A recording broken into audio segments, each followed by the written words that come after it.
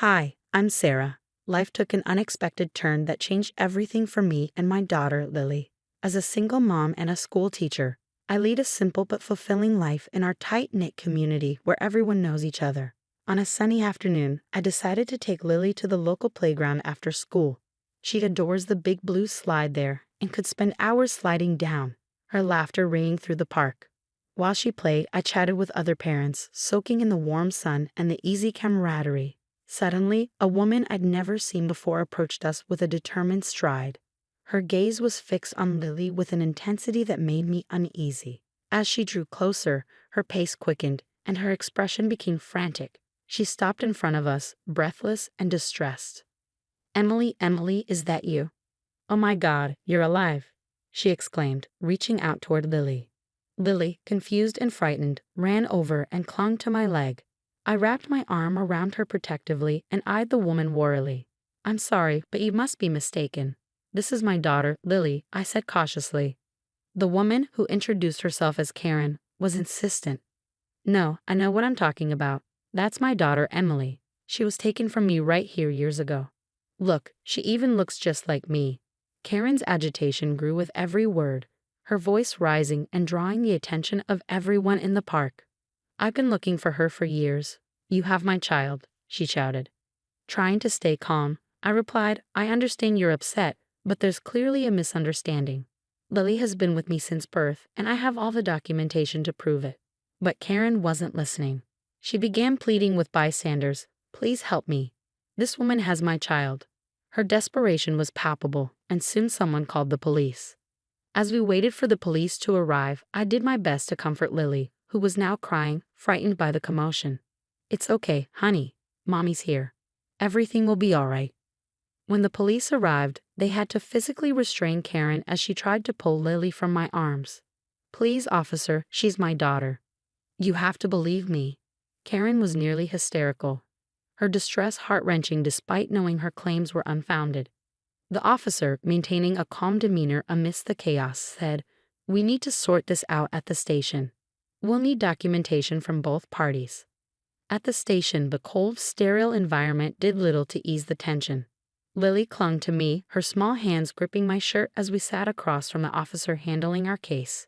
"I need you to stay calm, ma'am. We're going to resolve this as quickly as we can," he'd assured me. But his words did little to comfort my frayed nerves. How can I stay calm when someone just tried to take my daughter away from me in broad daylight? My voice cracked under the strain. "I understand, but for now, we need to ensure the child's safety while we verify both your and the other party's claims," the officer explained. He began typing into his computer before looking up.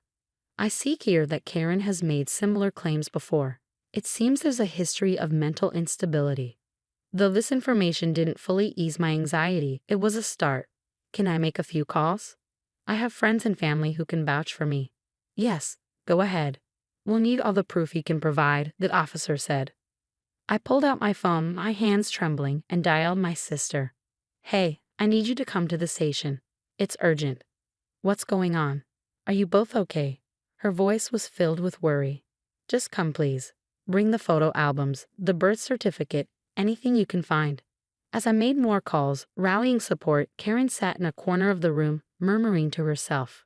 Despite everything, I couldn't help but feel a pang of sympathy for her. The officer called me over. "We're going to speak with her again to understand her side. Would you mind staying here with Lily?" I nodded, hugging my daughter closer. I overheard fragments of Karen's conversation with another officer. Through the window, I caught a glimpse of the playground slide. Karen's voice, broken by sobs, reached me. "Ma'am, we understand this is difficult for you, but we need to deal with the facts." The officer noted, "There have been similar incidents reported by you. Can you explain that?" Karen's certainty sent shivers down my spine. How could someone be so utterly convinced yet so wrong? As my family and friends began to arrive, each bringing pieces of our shared history, I started to piece together a timeline of Lily's life on the station's conference table. Photos from birthdays, holidays, and everyday moments spread out like a tapestry of our lives. "See, this is her third birthday party, and here she is on her first day of school," I pointed out to the officer, who examined each document and photo. "We'll need to take statements from everyone." the officer said, motioning for my sister to sit down first. As the hours passed, the stack of evidence grew, each piece reinforcing the truth of Lily's identity and my role as her mother. Yet the fear of what might happen if that wasn't enough lingered in the back of my mind. The station buzzed with activity as my lawyer arrived, folders in hand and a look of determination on his face. Sarah, I think there's more to this than just mistaken identity. I've been digging, and it seems Karen's ex-husband, Mike, might be involved. Involved? How? I asked, my exhaustion momentarily forgotten. Well, it looks like he's been in a bitter custody battle with Karen over their other children. I think he's using her condition to manipulate situations like this to get back at her. That's monstrous. Using his own children and ex-wife's illness like that? I couldn't hide my disgust. Exactly. I think if we can get him to admit it, we can clear this up much faster and help Karen too. What do you suggest? Let's set a trap. We'll pretend you're willing to negotiate some kind of settlement and get him to talk about why he's doing this. We'll record it. Is that legal? With consent in one party states yes. I'll handle the details. Just follow my lead. We arrange a call with Mike, using the pretext of wanting to avoid further distress for both families. Mike agreed, perhaps eager to manipulate the situation to his advantage. So Sarah, I hear you want to settle this without more fuss. Smart move. Mike's voice oozed Fox concern through the speaker. Yes, I just want what's best for everyone involved. Tell me, Mike, why do you think Karen is so convinced my daughter is hers? I asked, playing into his narrative. Let's just say sometimes people see what they want to see, especially if they're nudged in the right direction, he replied with a smugness that made my skin crawl. Nudge how exactly? Well, if someone were to show her pictures, tell her stories that align with her delusions, it's not hard to see how she might come to believe it, especially if it helps me in the custody battle. His admission was cold and calculated. My lawyer signaled to me, his phone recording every word. And what is it that you want, Mike? Just my fair share. And if using Karen's instability helps me get that, then so be it. The call ended, and my lawyer wasted no time presenting the recording to the police. They acted swiftly. Mike was arrested, and the evidence of his manipulation led to a re-evaluation of Karen's mental health treatment. In the aftermath, Karen, now understanding the truth, withdrew her claim. She was visibly shaken by the revelation of being used as a pawn in her ex-husband's vendetta. I had no idea. I'm so sorry, Sarah. I never wanted to hurt anyone, especially not a child, she said, her words sincere and filled with remorse. I know, Karen. I hope you get the help you need. I replied softly, my anger replaced by a sense of pity and relief. With Mike in custody and Karen starting proper treatment, I hugged Lily, feeling the weight of the world lift off my shoulders. This ordeal was over, but the journey to healing was just beginning for all of us. Back at home, the warmth of our living room felt like a sanctuary after the storm we had weathered. Lily played on the floor, her giggles soothing my frayed nerves. The doorbell rang, and when I opened it, I found neighbors offering small gestures of support, casseroles, cookies, and even drawings from other children for Lily. Sarah, we just wanted to say how much we admire how you handle everything.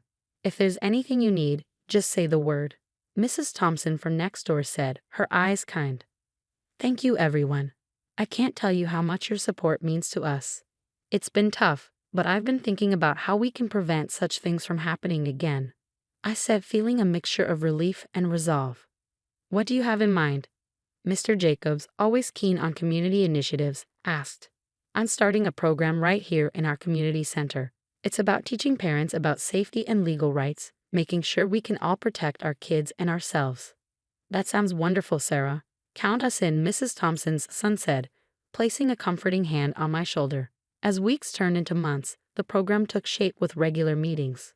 Surprisingly, Karen, now more stable and earnest in making amends, became one of the most active volunteers. During one of the sessions, Karen shared her experience. I was manipulated, and it clouded my judgment. I want to help others see the signs before it's too late, she said, her honesty and effort adding a deep layer of authenticity to the program. Parents listened, moved by her story, and learned to spot the subtle signs of manipulation and mental health issues that could threaten their families. Karen, thank you for being so open. It's not easy to talk about these things. I acknowledged her after a session, genuinely grateful for her contribution. "It's the least I can do, Sarah. Thanks for giving me the chance to make things right," she replied. As the program grew, so did Lily and I in our new routine. Every Sunday, we volunteered at the community center together, turning our past ordeal into a proactive mission to help others. "Mommy, I like helping. It feels good, right?" Lily's innocent remark one Sunday morning made me pause. I realized just how much she'd grown through all this. "It does, honey. Helping others gives us strength we never knew we had," I said, smiling down at her as the sunlight caught her hair, turning it golden. It felt like the metaphorical light at the end of our tunnel. We walked hand in hand into the community center, ready to greet another day of making a difference. Our hearts were lighter, and our bonds stronger, a testament to our journey from victims to victors. The story has come to an end, but it leaves us with thought-provoking themes about trust, manipulation, and redemption. How would you handle a situation where someone falsely claims your child as their own? What steps would you take to protect your family while dealing with the accuser, who might be manipulated or suffering from a mental health issue? This scenario isn't just a test of our legal acumen, but also of our empathy and resilience. Share your thoughts and experiences in the comments below. Your insight could be invaluable to someone facing similar challenges. If you found this story compelling, please like this video and consider subscribing for more discussions like this. Your support helps us bring more of these stories to light.